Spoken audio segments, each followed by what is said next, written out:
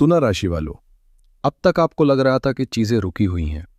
योजनाएं दिमाग में थीं लेकिन जमीन पर नहीं उतर रही थीं। एक अजीब सी हिचकिचाहट थी। लेकिन ज्योतिषीय गणनाएं अब साफ इशारा कर रही हैं। वो स्टैटिक एनर्जी अब काइनेटिक एनर्जी में बदलने वाली है। आज के इस विश्लेषण में हम किसी भय या भ्रम की बात नहीं करेंगे। हम डिकोड करेंगे कि कैसे शतभिषा नक्षत्र में बैठा राहु आपके सोचने के तरीके को हार्ड रीसेट करने वाला है। राहु की ये युवा अवस्था आपके लिए सिर्फ एक गोचर नहीं बल्कि एक लॉन्च पैड है। एक छोटी सी बात शेयर करनी थी।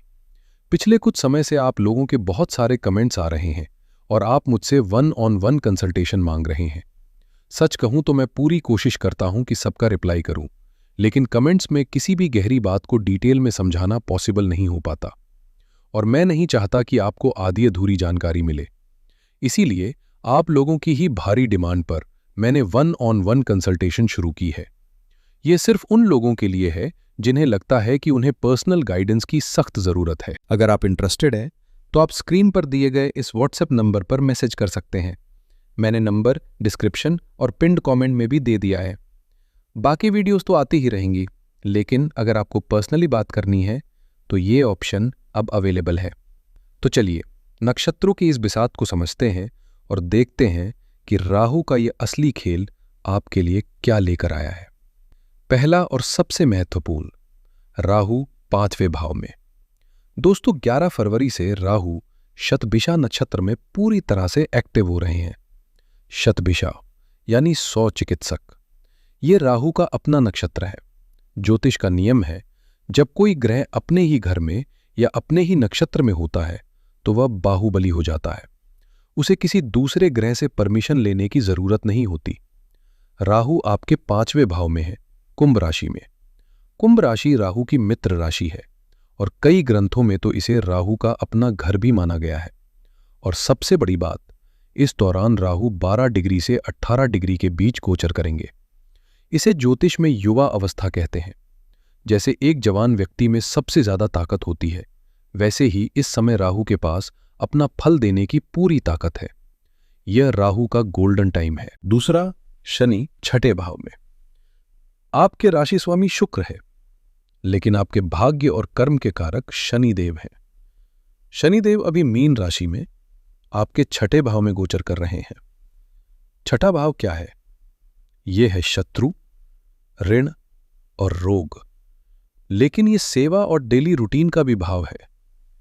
शनि यहां बैठकर यह सुनिश्चित कर रहे हैं कि आपको बैठकर कुछ नहीं मिलेगा, आपको कर्म करना होगा। तीसरा, केतु 11वें भाव में। 11वां भाव यानी लाभ स्थान। यहां केतु बैठे हैं सिंह राशि में। यहां एक बहुत सुंदर समीकरण बन रहा है जिसे आपको समझना बहुत जरूरी है। समीकरण यह है, शनि कर्म जमा राहु राह/दिशा बराबर रास्ता साफ है। राहु और शनि दोनों ही हवा तत्व की राशियों में मजबूती से बैठे हैं। इसका मतलब यह है कि पिछले 18 महीनों से जो कंफ्यूजन था, जो रास्ता नहीं मिल रहा था, 11 फरवरी के बाद वो कोहरा छट जाएगा।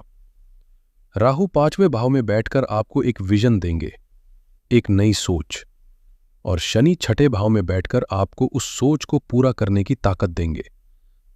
तो बिग पिक्चर ये है, ये समय सोचने का नहीं, करने का है। ये समय भीड़ का हिस्सा बनने का नहीं, बल्कि भीड़ से हटकर अपनी पहचान बनाने का है। अब हम इस भविष्यफल की गहराई में उतरते हैं।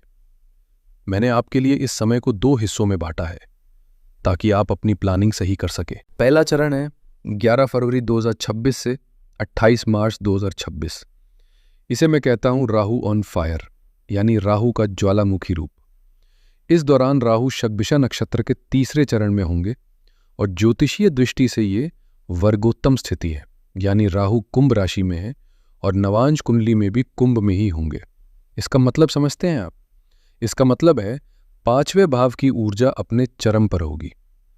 तुला राशि वाले अक्सर निर्णय लेने में समय लगाते हैं, आप चीजों को तौलते हैं, लेकिन 11 फरवरी से 28 मार्च के बीच आपकी ये आदत बदल जाएगी। आपके अंदर एक अजीब सी जल्दबाजी आ जाएगी, आर या पार।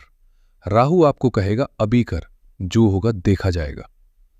जो लोग पिछले कई सालों से सोच रहे थे कि अपना बिजनेस शुरू करूं या नहीं, नौकरी बदलूं या नहीं, वो इस फेज में बिना ज्यादा सोचे छलांग लगा देंगे और कैलकुलेटेड रिस्क आपके पक्ष में जाएगा।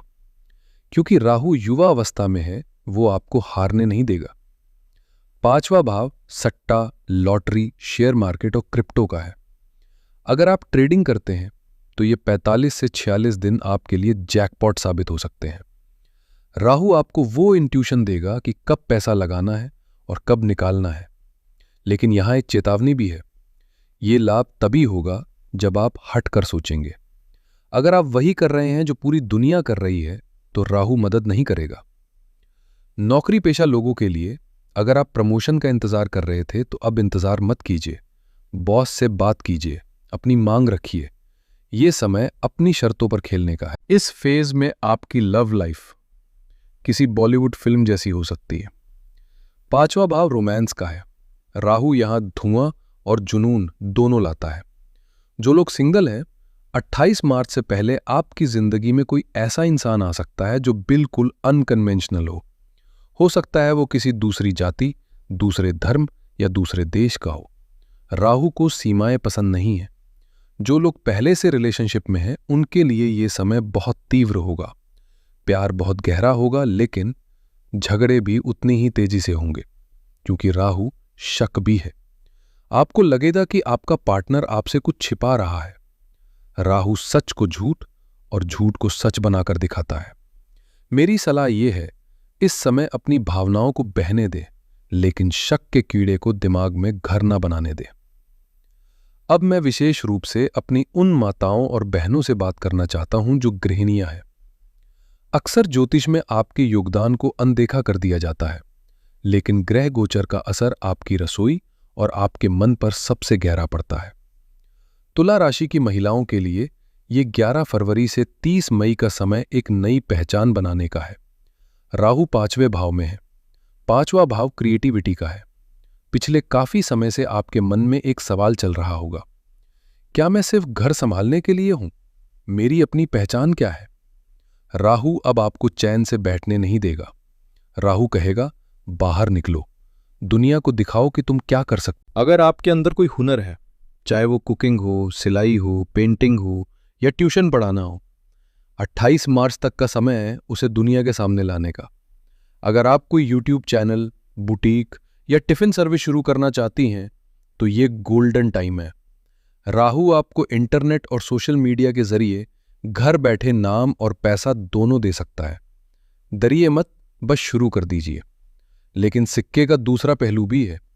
शनि आपके 6ठे भाव में है। 6ठा भाव सेवा और डेली रूटीन का है। इसका मतलब है कि घर में काम का बोझ बहुत ज्यादा बढ़ने वाला है। हो सकता है घर में मेहमान आ जाए या कोई ऐसा काम आ जाए जिससे आपको सांस लेने की भी फुर्सत ना मिले। और चेतावनी ये है कि शनि 6ठे भाव में है, तो आपके पैरों में दर्द, कमर दर्द या नसों में खिंचाव की समस्या हो सकती है।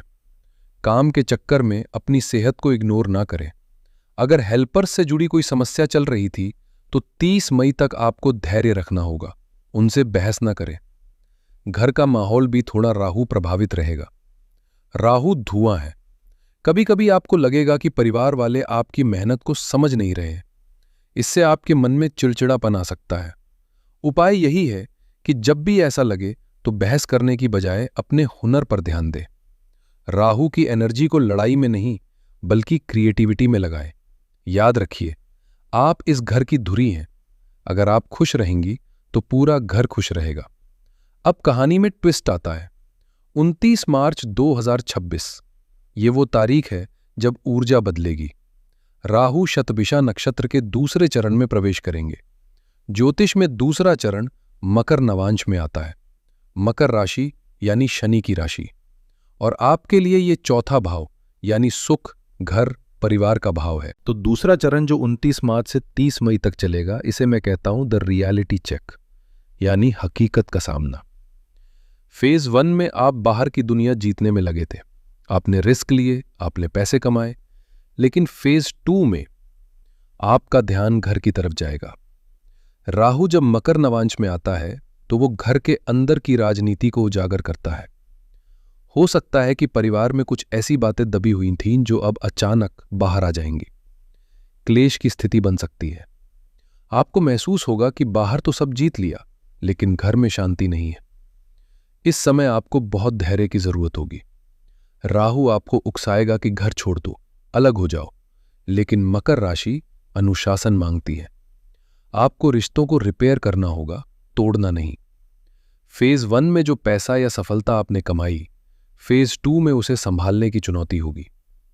केतु 11वें भाव में बैठे हैं। केतु का स्वभाव है काटना, यानी डिटैचमेंट। अगर आपने फेज 1 में लालच किया तो फेज 2 में केतु उस पैसे को खर्च करवा देगा। अचानक घर की मरम्मत में, गाड़ी की खराबी में या किसी बीमारी में पैसा लग सकता है। इसलिए 29 मार्च के बाद नए रिस्क लेना बंद कर दें।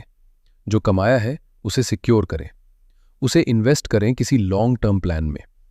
मानसिक स्थिति की बात करें तो फेज 1 का उत्साह अब खत्म होगा और एक अजीब सा खालीपन महसूस हो सकता है। क्या मैंने सही किया? क्या ये रास्ता सही है? ऐसे सवाल आपके मन में आएंगे। ये डिप्रेशन नहीं है, ये आत्मचिंतन है। राहु आपको मजबूर कर रहा है कि आप अपनी जीत की कीमत को समझें। अब हम कुछ बहुत ही विशिष्ट विषयों पर बात करेंगे जो हर तुला राशि वाले के लिए जानना जरूरी है। सबसे पहले स्वास्थ्य चेतावनी। इसे बहुत ध्यान से सुनिए। 5वां भाव आपके शरीर में पेट का प्रतिनिधित्व करता है। राहु एक विषकारक ग्रह है। 11 फरवरी से 30 मई के बीच आपको अपने पाचन का बहुत ध्यान रखना है। गैस, एसिडिटी, फूड पॉइजनिंग या अगर आपकी कुंडली में पहले से कोई दोष है तो पथरी की समस्या उभर सकती है। राहु हमें अटपटा खाने पर मजबूर करता है। ज्यादा मसालेदार, बासी खाना, आपको इससे बचना है, वरना ये छोटी सी लापरवाही आपको अस्पताल पहुंचा सकती है। विद्यार्थियों के लिए यह समय दोधारी तलवार जैसा है। राहु भटकाव है। आपका मन पढ़ाई से उचट जाएगा। रील्स, सोशल मीडिया, गेमिंग, इसमें समय बर्बाद होने के 100% चांस है। लेकिन अगर आपकी पढ़ाई एआई, कोडिंग, मशीन लर्निंग या रिसर्च से जुड़ी है तो आपका दिमाग कंप्यूटर से भी तेज चलेगा। आप क्लास में टॉप करेंगे। और एक खुशखबरी, राहु विदेशी भूमि का कारक है। अगर आप विदेश जाने की फाइल लगाना चाहते हैं तो 30 मई से पहले लगा दीजिए। राहु और शनि मिलकर आपको घर से दूर भेजने का प्रबल योग बना रहे हैं। संतान पक्ष का हिस्सा थोड़ा गंभीर है। 5वां भाव संतान का है। राहु को सर्प कहा जाता है। जो माताएं गर्भवती हैं उन्हें इस पूरे समय, खासकर संक्रांति के दिनों में जब राहु नक्षत्र बदल रहा हो, यानी मार्च के अंत में, बहुत सावधान रहना है। गर्भ का ध्यान रखें, डॉक्टर के संपर्क में रहें और जो लोग संतान की प्लानिंग कर रहे हैं उन्हें मेडिकल सलाह के साथ साथ राहु के उपाय भी जरूर करने चाहिए। दोस्तों, समस्या है तो समाधान भी है। हमारे ऋषियों ने ज्योतिष को सिर्फ डराने के लिए नहीं बल्कि राह दिखाने के लिए बनाया था। राहु की इस प्रचंड ऊर्जा को हम चैनल कैसे करें? मैं आपको 3 बहुत ही लॉजिकल और शक्तिशाली उपाय बता रहा हूं। इन्हें नोट कर लीजिए। उपाय नंबर 1, धुआं और प्रकाश। राहु धुआं है और केतु प्रकाश। राहु के कंफ्यूजन को काटने के लिए हर शाम सूर्यास्त के बाद अपने घर में गूगल या लोबान की धूप जलाए और उसके साथ एक घी का दीपक जरूर जलाए। तर्क यह है कि जब आप प्रकाश जलाते हैं तो राहु का अंधकार छट जाता है और केतु का ज्ञान और लाभ यानी 11वां भाव एक्टिवेट हो जाता है। यह रोज करें। उपाय नंबर 2, सफाई ही सुरक्षा है। वास्तुशास्त्र में राहु का निवास घर के टॉयलेट और बाथरूम में माना गया है। इस 3 महीने की अवधि में अपने टॉयलेट को इतना साफ रखें कि वो शीशे की तरह चमके। कहीं भी गंदगी, बदबू या पानी का रिसाव ना हो। अगर आपका टॉयलेट साफ है तो राहु कभी भी आपको बुरा फल नहीं देगा। ये आजमाया हुआ नुस्खा है। उपाय नंबर 3, शनि मंत्र। चूंकि राहु शनि की राशि कुंभ में है, राहु वही करेगा जो शनि चाहेंगे, तो मालिक को खुश रखिए। रोज शाम को पश्चिम दिशा की ओर मुख करके शनि गायत्री मंत्र का जाप करें। ओम काकध्वजाय विद्महे खड्गहस्ताय धीमहि तन्नो मंदः प्रचोदयात्। कम से कम 21 बार। ये आपके जीवन में स्थिरता लाएगा। तो मेरे तुला राशि के साथियों, 11 फरवरी से 30 मई का समय आपको एक ही संदेश दे रहा है। डर के आगे जीत है। कन्फ्यूजन के कोहरे को चीरकर आगे बढ़िए, अपनी शर्तों पर खेलिए, लेकिन अपनी जड़ों और अपने संस्कारों को मत भूलिए। राहु आपको ऊंचाइयों पर ले जाना चाहता है, बस आपको अपना बैलेंस बनाए रखना है, जो कि तुला राशि का सबसे बड़ा गुण है। मुझे उम्मीद है कि यह गहन विश्लेषण आपको अपने जीवन की सही दिशा चुनने में मदद करेगा। अगर आपको यह वीडियो पसंद आया तो इसे लाइक जरूर करें। कमेंट्स में हर हर महादेव या जय शनि देव लिखकर अपनी हाजिरी लगाएं और इस चैनल को सब्सक्राइब करना ना भूलें, क्योंकि हम आपके लिए ऐसे ही रिसर्च बेस्ड वीडियोस लाते रहेंगे। अपना ध्यान रखें, अपने परिवार का ध्यान रखें। महादेव आप सभी का कल्याण करें। हर हर महादेव।